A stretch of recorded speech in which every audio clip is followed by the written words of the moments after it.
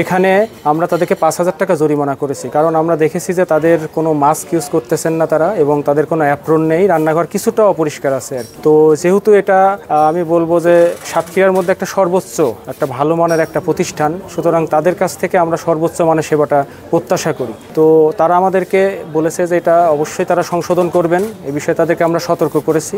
যেহেতু চুল পাওয়া যায়, সুতরাং তারা আমাদেরকে এনশিওর করেছে যে ভবিষ্যতে তারা এই চুলটা আর খাবারে পাওয়া যাবে না। আর একটা বিষয় হলো যে সোর্সিং এর বিষয়, তারা যে খাসিটা সোর্স করতেছে সেটা খুলনা থেকে তারা আনে, এটা আমাদেরকে জানিয়েছেন। তো এই বিষয়ে তারা বলছেন যে এখন থেকে তারা সাতক্ষীরা থেকেই স্থানীয়ভাবে এটা সোর্সিংটা করবেন। তো যাই হোক, সার্বিকভাবে এই প্রতিষ্ঠানের যারা আছেন তারা আরও ভালোভাবে এই প্রতিষ্ঠান পরিচালনা করবেন, আমরা সেটাই কামনা করি। তাদেরকে আমরা 5,000 টাকা জরিমানা করেছি।